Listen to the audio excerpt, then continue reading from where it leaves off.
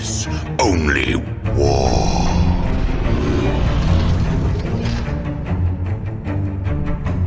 What is up, gents? 40k Dirtbags here. We got a battle report for you. This is a long requested video from our Grandmaster who wanted to see Death Guard versus World Eaters. He's a World Eaters player, so he's trying to get them on the table. And Death Guard, we just got to go Morty versus Angron. We just got to do it. So we did it. We finally got it on the table. So if you guys are new to the channel, we run 40k competitively as a kind of beer and pretzel type game, but we're also very competitive and we kind of try and be as laid back as possible. So if you guys are new, appreciate it. Thanks for clicking on the video. If you guys are Death Guard players, I fucking love Death Guard. So subscribe to the channel. If you guys are World Eaters players, subscribe to the channel because we love 40k. So we have Patrons. You guys, again, are amazing. You're the ones that are keeping this channel growing. $1 a month, you get all these videos free. Not, well, you're paying $1, but you get them first on patreon.com. If you guys are Just the Cards, you get $5 a month. You just like to support a little bit more onto the channel because you guys are ballers. And then $10 a month if you're interested in getting the competitive scene. You get to message me one-on-one anytime. Questions, comments, list ideas, tactics, all that stuff. And then Grandmasters, you get suggestions on videos that are battle reports that you want to see live or on the tabletop. And that's kind of what we're trying to do here. And also TTS games. So we're trying to get TTS up and running. Our boy Archeon on the Discord is running that for us. So the dude is awesome. He's basically setting up everybody and it's all free because he's amazing. So what do we got going on today? We're selling some shit. So if you guys want to buy some merch, we got dirtbag dice. There's still about 100 bright green dirtbag dice. We're ordering new ones. I'm just waiting until all these are sold first.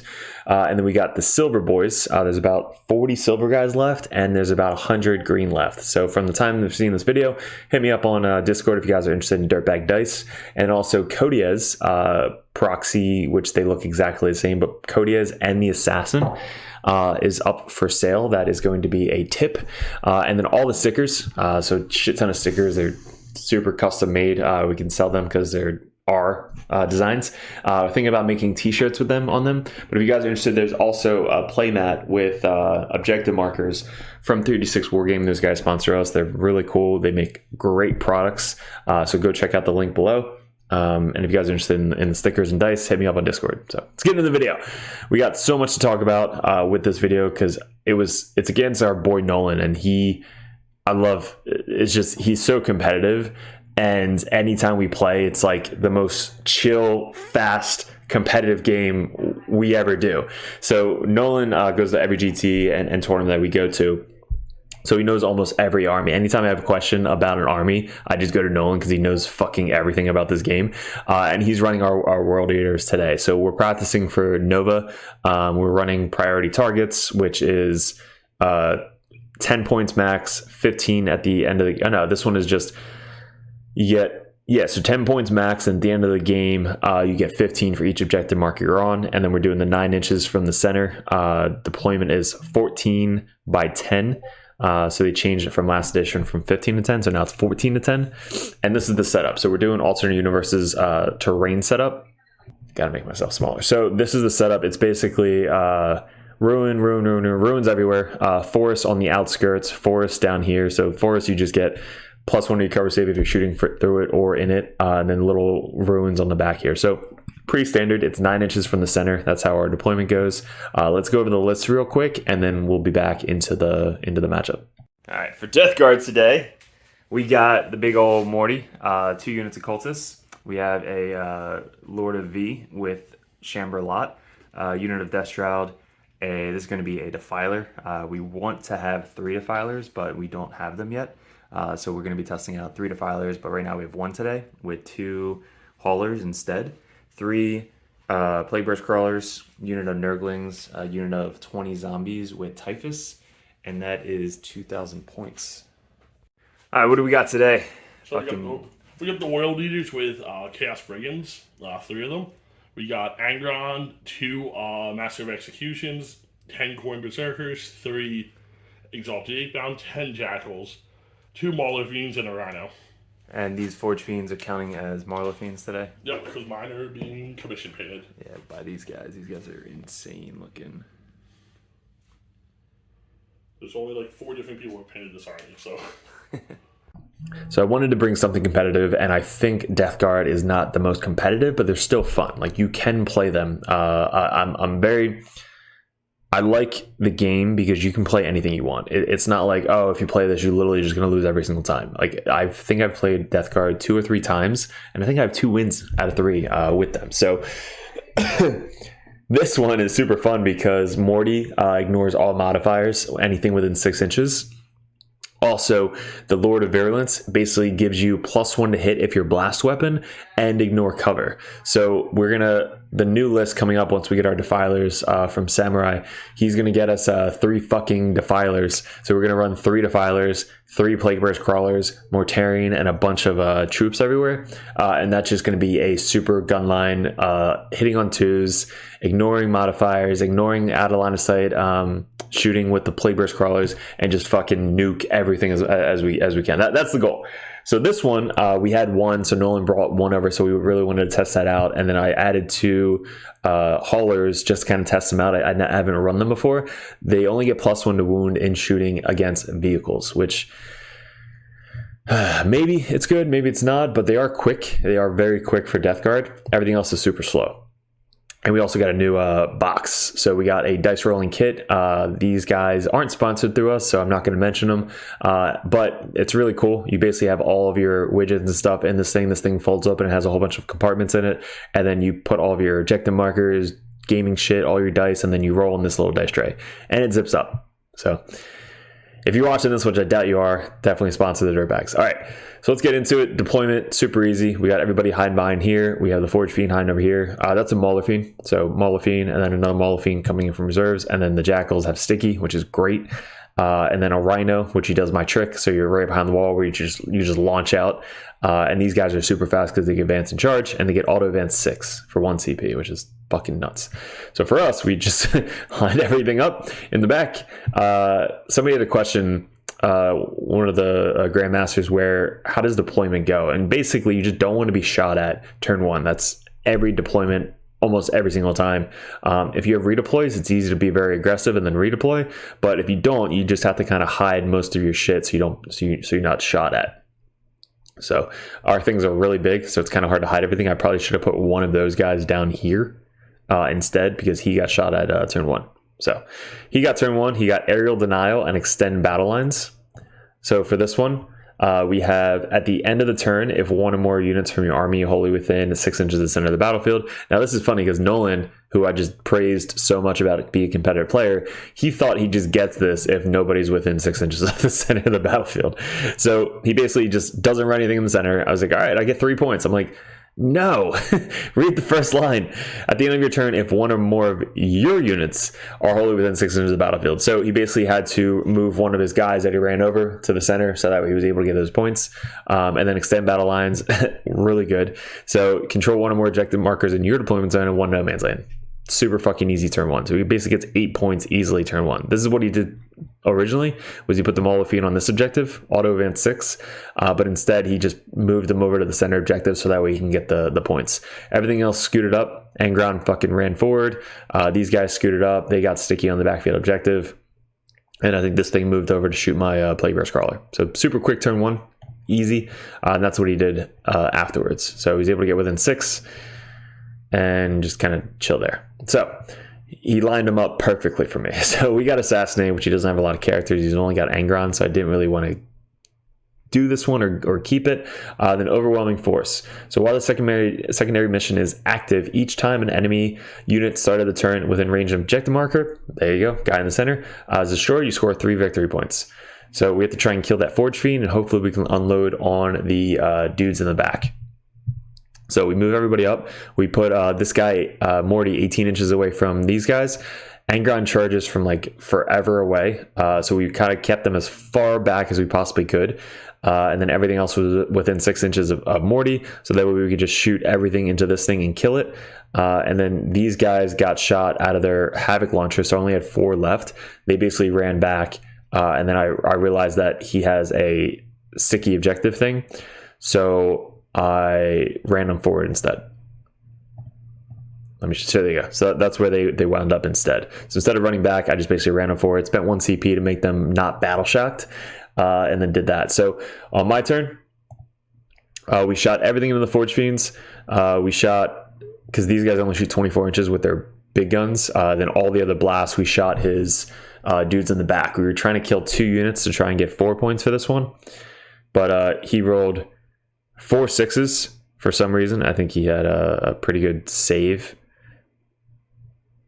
Yeah, so all that was left was we only killed the Forge Fiend, and then we killed all but fucking 1 dude on the home field objective. Now, it was already sticky, so I didn't really care about that, but if I kill this guy, I get points. So we missed out on that point over there. So I was kind of bummed about that. But we definitely killed the Forge Fiend pretty easily.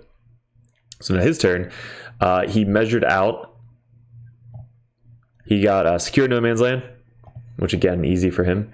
So at the end of your turn, you control 2 more objectives in No Man's Land, which again is easy for this one.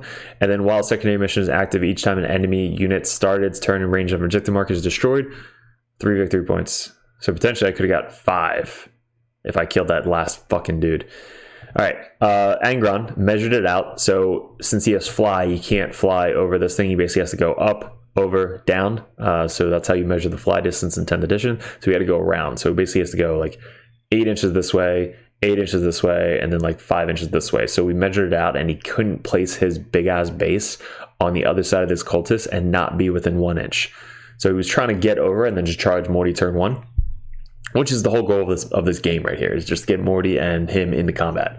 So he wound up not being able to move that far, so he kept on this side so that we can kill the cultist. The brigand moved down here to go on this backfield objective. The rhino moved back onto the objective over here, and then these guys advanced auto 6 out of the rhino to get on the other side of this wall over here, so that way they can charge Morty turn 1. He measured it out. It's about a 10-inch charge, but then he gets +1 to charge, so it's a 9-inch charge. So basically just rushing Morty, and with how many mortal wounds these guys could do, and all their attacks and AP, they're probably going to kill Morty. So I was bummed, because I was like, all right, the whole point of this game was to try and get Morty into combat with fucking Angron. He's like, nope, I'm just going to fucking murder you with these little dudes on over here. So Brigands moved up to get some shots onto Morty. He is T12, so it's kind of hard for them to do. Melts is definitely could do something, but we took, I believe, 4 damage with Morty. And then the Forge Fiend walked in over here just to set him up for next turn. His other guys deep struck in the backfield over here to try and get the 9-inch charge onto my dude over here, which they can definitely do some damage. The big dudes. So 3 guys need a 9. So he's going to charge them. They need a 9. These guys need a 9. And that was all the charges. So his turn, he rolled and killed these guys, obviously. They then rolled a 6 or something, re-rolled it, and then failed. And then these guys obviously failed down here as well. So he failed 1, 2, 3 charges on his turn. And then Angron was kind of just sitting there in the center while killing my cultists. So my turn, we got no prisoners, so we have to kill some shit, and then extend battle lines. At the end of your turn, if you control 1 or more objective markers in your own deployment zone, and also control 1 or more objective markers in no man's land. So we have to try and control one of these. So this was just a bad turn for me. What do we do? We brought Typhus on the bottom with all the zombies. We brought the cultist on over here. He's on that objective, and blocked me out from getting onto this objective. I don't have it come within 3 inches like Grey Knights. So I was able to deep strike them outside of 9 of them and them, get them on the 2nd floor so they have eyeless line of sight to these Coenen berserkers, and within 12 so I could shoot them. Now the thing with Coenen berserkers, which we found out in 9th edition, is if you kill somebody, they get D6 movement closest to the closest enemy unit, and they can go in engagement range, which is crazy. So this was like 40 chess for about 20 minutes. Me and Nolan were like, how do we do this? How do I set up where I want them to move this way, but not this way, and don't get in combat here, but get in combat here? So I want them to be on the other side of this wall if they can. So if they move out, let's say I kill somebody, they move out, then I can just shoot them with more shit, not needing out of line of sight. So I put these guys the closest target. They're about 10 inches away. Everything else is more than 10 inches away. So they have to move directly towards that unit if I kill somebody. So who shoots them first? these guys. These guys then shoot in. I think I killed 3 of them, maybe. It's I spent 1 CP for -1 AP, and they ignore cover. So I was able to kill, I think, 2 or 3 of them from my full rerolls, auto wounding on 4s, and then the other guy auto wounds on 2s, anti-infantry 2+. Morty then shoots, I believe, this guy with all the psychic weapons. I think he's 18 inches away from Angron. These guys scooted up and shot Angron, didn't really do a lot of damage, and then all the Plague Burst crawlers shot their mortars into the dudes right here, and then all the heavy weapons into Angron. All of that shooting got Angron down to 10 wounds, and we were able to kill all of the dudes with the Plague Burst crawlers. So I get +1 to hit because this guy can see them, and I get -1 AP, and it's ignoring cover. So I don't suffer any penalties because I'm within 6 inches of Morty. I get ignoring cover, and I get +1 hit. So I'm hitting on 2s. Morty does the reroll 1s to wound. So I'm hitting on 2s, wounding on 2s, and I ignore cover. So that's the whole point of this list. It just fucking murders whatever it wants as long as the Lord of V sees that unit, and he comes in from Deep Strike. So this guy, I believe, since he's on the other side of this, line of sight now in this edition kind of sucks with vehicles like this. So he has to shoot these guys. So he puts all of the weapons into these 3 dudes. He moves back so he can put all of them and then charge, because I think I have no prisoners. So I have to try and kill these guys. I want to kill these guys. And then I want to get on objectives. That's my secondary mission. So after all the shooting, we kill this unit and the character. And then we take these guys down to 1, and then we charge it. Not good. They failed to charge, re-rolled it, failed again. They failed to charge. And then these guys wanted to charge the Forge Fiend over here. It's trying to get on the objective. They failed as well. So I failed 1, 2, 3, 4 charges I failed. Shit. So I'm not on any of the objectives in No Man's Land. And we have Angron staring at me. So what do we do? This guy charged in 1 dude, and he's left. He then attacks back and does like 4 or 5 damage to him. And then over here, fail. So his turn, he gets, that was me pissed that I failed 3 fucking charges over here on a 9, trying to get on this, because I would have tied that Brigand up, got on the objective, stayed on the objective for the rest of the game, and just be all right, this objective is mine. Plus these guys are so slow. They're speed 4, they're not really going to do anything. So he got deployed teleport homers and storm hostile objective. So if he controls an objective marker that was controlled by me prior, so I only have my home field objective, so he has to take over my home field objective, and then deployment zone within 600 of that. So you can either put a deploy teleport homer in my deployment zone for 5, which is awesome, or in the center of No Man's Land. So Angron fucking charges in, looking at Morty. This thing moves up, looking at these Terminators. These guys scooted up. 1 goes on the objective. 1 scoots up to get line of sight onto Morty. This guy, I think, fell back, or he might have stayed in combat. I'm not sure, but he's not doing anything. This guy came in my deployment zone and did teleport homer, the solo of the character. And I wasn't able to stop it, so he's able to fit his little guy right there. I didn't really measure that properly, so I shouldn't have let him do that. And then these guys are kind of just chilling back here. The other Brigand moved up here to try and get away from all the free charges that I had on this side of the table, so he basically gave up this point. And then this guy is still doing his thing back here. All right, so here comes the moment of a lifetime right here. So we got Angron charging into Mortarion, mano 10 wounds. I believe I took 2 wounds because I healed in D3 the turn prior. So I took 2 wounds of my 16, and then Angron is now getting to fight the shit out of Mortarion. All right, so I took some pictures. We got that lineup. That's fucking sick. So I don't have the actual Morty model. I don't know if I'm gonna buy it. Maybe I might do some price support. But I really love this model. It's a 3D printed model. Same fucking size as normal Morty. But look at that, Angron. So Angron going in. This is my roll. So he does, I think it's like D6 plus 2 damage. 4 go through. He does 14, 2, 4, 6, 8, 10, 12, 13, 14, 15. I think he does 15 wounds or something. I then make 2 of them, or 4 of them, 2 or 4 5-ups for Feel No Pains. And then I'm left with 1.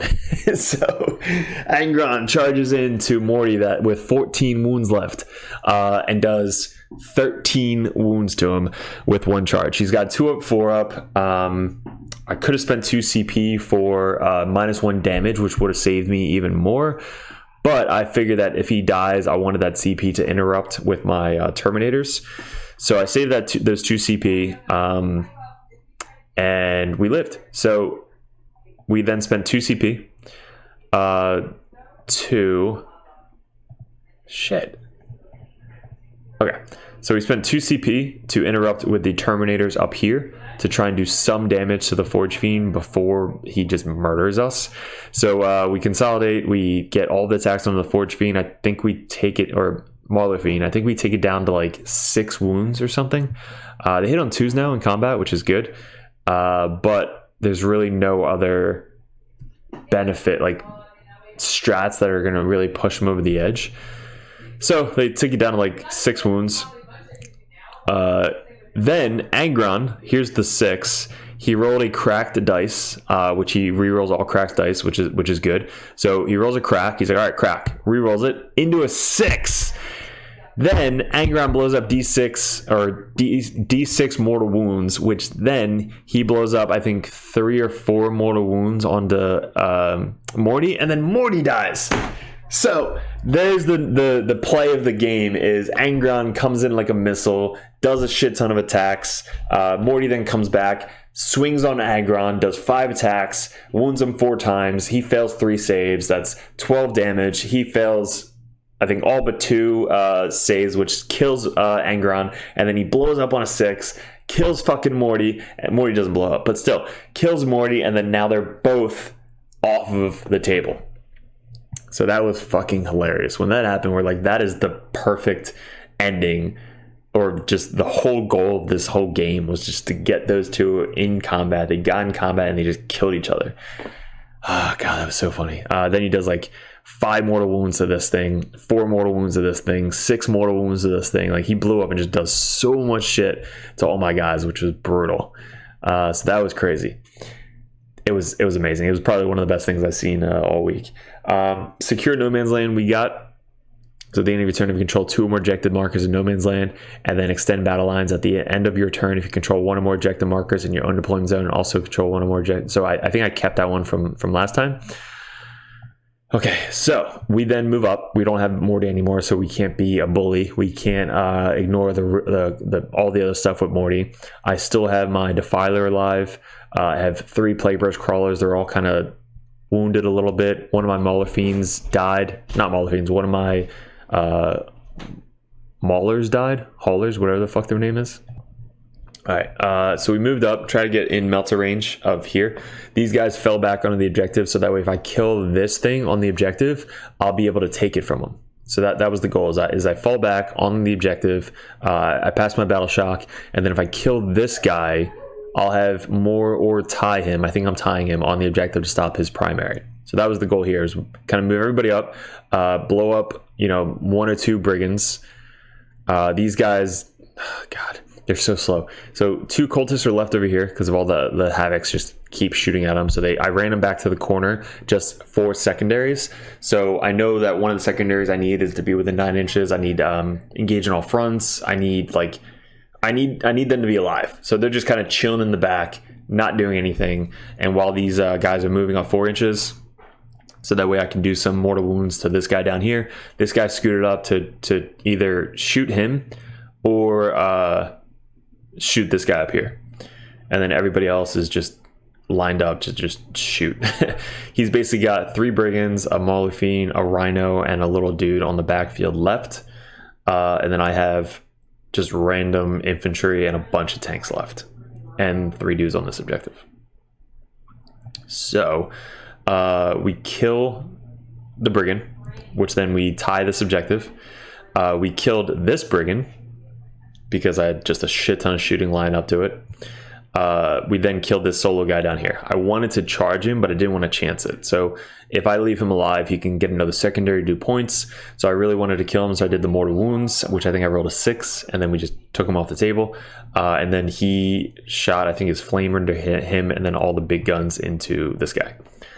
The Defiler being so tall, he can be fully in this thing and still shoot out on the second floor, so I kind of like it, and also ignores 4 inches of movement. So anything 4 inches high, he can just walk right over it, which is amazing for vehicles. So imagine having 3 of these guys on your side of the table, which I think is very fun. If you guys didn't notice, the Chaos Space Marine Defilers are better than the Nurgle Defilers. So a Nurgle for Chaos Space Marine gets toughness 11, and rerolls and Dark Pact and all that crazy shit, and then Defilers for Nurgle, toughness 10, no rerolls. Like it's just a huge difference between codexes, even though we're actually Nurgle compared to Chaos Space Marine Nurgle. So I just had to say that. So all he's left is a Brigand, Molofine, and these guys up here. His turn, he gets no prisoners, so he's got to kill some people and bring it down, which I have a lot of tanks, so he could definitely bring it down. He has the Molofine obviously charge these guys left over here. The Brigand move up to try and blow up the little guy down here, which is an easy break it down target. And then this guy kind of just stayed on the backfield objective. So here's a question. There's a last guy over there alive. He can't get into combat with this guy because of the wall. And the rule with Consolidate is you have to end in engagement range if possible and in base to base. So since he can't get engagement range of that guy or base to base, but he is within range of this guy, can he go onto the objective because that's the second bullet point, or does he have to go into combat first with one of these 2 tanks? That is the question. We don't know. So that was the question. If you guys know that, definitely let me know. So our last turn, we get capture enemy outpost, which is almost impossible for me. And then we got bring it down. So while the secondary mission is active, each time a monster vehicle is destroyed. All right, cool. So we got to try and kill the Brigand, which and the Molofine. So with the Molofine and the Brigand left, if we kill him, we get pretty good points. We can't capture enemy outposts. I did deep strike my Nurgle in the back here behind this thing, just I think on turn 2, because there wasn't really anything back here, and I wanted them for deploy teleport homers behind enemy lines, engage on fronts, like investigate signal, anything, and I didn't fucking get any of it. So they're just chilling, and they're OPSEC 0, so they can't even control this back point for me. So I actually changed my list and took these guys out for a Beast, I believe. Beast of Nurgle, because he's super tanky and can do the same exact thing, except come down and just bully the backfield. And then we scooted back, moved up my Defiler so he can make the charge. Everybody else basically shot this Molofine, so that way I can charge this guy. These guys ran up, I believe, 10 inches to the center, and I think it's turn 5. So end of the game, we killed the Brigand. These guys, that one character is still alive. He killed the other Terminators, and he got engaged on all fronts and a tempting target. Spent a CP, got investigate signals and cleanse. And this is the final matchup. So we finished off the game with all 3 Plaguebearers Crawlers left. They did work, especially killing the dudes here, Khorne Berserkers. The Defiler, I kind of liked. Lived, like, is just a bully. Can go through 4-inch or less walls, which is what vehicles need. And then I still don't know about the zombies. They just. He's 115 points, I believe, and then the zombies are 120, so 235 points I have for these guys, which would then go out for another Defiler. But there are bodies, so the question is, like, what do I change for them? Now, I did change the list a little bit. All right, so just from what you guys saw, we'll go over this in a little bit, but we changed it up a little bit. If you guys like the list, here's a little variance. It's Lord of Virulence, Mortarion, Typhus, 3 Death Guard Cultist units, 1 Death Guard Defiler, 1 Death Shroud Terminator, still 2 Blade Haulers, you can change them for another Defiler, 3 Plagueburst Crawlers, 10 Poxwalkers instead of 20, and a Beast of Nurgle. That gives you 2,000 points on the nose. So options is to take out Typhus and the Poxwalkers and Blade Haulers for 2 more Defilers and a Cultist. I think that'll give you 3 Defilers, 2 Cultists, 3 Plagueburst Crawlers, and everything else basically stays the same. So a couple different variants. I'm going to definitely run it once we get those Defilers in, just so we can put 3 Defilers on the table. It should be fun. It's going to be good. Maybe I think the upgrade is probably going to come out before then, so we're going to have a lot of changes. Granite's going to get changed. Death Guard is going to get changed, so we're going to have a lot of updates coming to the channel. I'm trying to get these guys out to you as soon as possible before the updates happen. But if you guys are watching this, they get posted first on Patreon before YouTube, so you get to see it a couple days, if not a week, before YouTube. And also join the Patreon Discord, which we all, talk about everything just constantly on there. So this game, we finished up 85 to 70 Death Guard. So Death Guard Nolan, for World Eaters, we had 5-10, 5-10. And then he had 10 on turn 1, which was awesome. 8 on turn 2, 5 on turn 3, 7 on turn 4, and then 0 on turn 5. So we wound up with 30 out of 40 and then 30 out of 50. Then 10 for paint. And then down here we had 5 turn 1, 5 turn 2, and then 10 turn 3. So turn 1, 2, and 3, we only had our home field objective. We weren't able to get that charge or get onto the center objective. So our primary was slacking a lot. We didn't pick it up until we actually got onto the objectives turn 4 and turn 5. So turn 1, got rid of Assassinate. We had 3, 4 on turn 2, 7 on turn 3, 4 on turn 4, and then 9 on turn 5. So we only wound up with 30 out of 40 for secondaries as well. So really what did it was the extra 15 points for primary at the end of the game. We just kind of overswarmed the enemy to get on there. So biggest thing that took away from the game was Angron is fucking insane. The fact that he can come back for just a dice roll is kind of busted a little bit. I mean, first time only playing World Eaters, but him coming back, just if you roll 3 6s, is just crazy to me. So use him as a missile, use him as just kill whatever can kill him on the other side of the table. The Berserkers I really liked. The Rhino really liked. Karn, didn't get to see him in this battle report. But the Mauler Fiends, I don't think I like the Mauler Fiends. I think I'd rather have more infantry that can go through ruins. The one thing that he would have done differently was when he brought in his Mauler Fiend up here, these guys that were down here probably should have deep struck up here outside of 9 inches of probably Morty. So that way, if he makes his charge, he makes the charge onto Morty and does a shit ton of damage to Morty, probably kills him. If he doesn't, then he's behind the wall. So he's kind of just chilling on the objective behind the wall. The Mauler Fiend then can come over here instead and try and make that charge onto either a vehicle or Morty. So you have 2 more chances to make that charge over here. He failed 1 no matter what, but still they're behind the wall in cover. And then the Mauler Fiend didn't get the charge. He would have had 1 more chance to roll 9 into Mortarion or the vehicle. And if he gets into combat, he's now tying up my vehicles in my deployment zone, which would have been a huge difference come turn 2, I believe. So that's the biggest things that he would have changed is... and he doesn't know if he should have sacrificed these guys turn 2. I mean, if you make the charge, it's basically almost game over. If you don't make the charge, then that's what happened. But if you do make the charge, it's still really good. So if you would have saved them for 1 turn, Angron probably would have died before we even get into combat, because I wouldn't have shot them. I just would have shot everything into Angron. And then, yeah, so I think he did the right play with these guys. It was just the other thing with the 3 dudes down here would have charged or deep struck behind a wall and then make the charge. If they don't make the charge, they're fine. Mauler Fiend coming in from reserves and should always try and make the charge.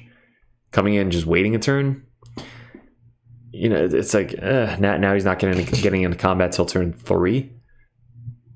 So yeah, I think just giving a chance for Mauler Fiend to make a charge would be good. So I don't think he can walk in my deployment zone turn 2. So the only shot was up here making that charge. So that was the biggest thing that I noticed, and he noticed things that he would have changed. But Death Guard, again, I told you more is coming to the channel, so if you guys are interested in Death Guard, definitely subscribe, like, do all the YouTube shit. If you guys want to support the channel and buy some dirtbag shit, check us out on Discord. And also, if you guys are a Patreon, appreciate you guys. Couldn't do this without you guys. If you guys want to get into the competitive scene, whether it be for Chaos Space Marine, Death Guard, Grey Knights, Custodes, or Sisters, definitely join the competitive Patreon page. And if you guys are Grandmasters, give me suggestions on battle reports you guys want to see, any ideas, tactics, or videos you guys want me to make. That's the whole point of being a competitive dirtbag as well as a Grandmaster dirtbag. So guys, thanks for clicking on the video. Good luck. Wish us luck at Nova. You guys are probably already talking to me because this video already came out, or we're already done Nova by the time this video came out. But good luck, and we'll see you in another video soon.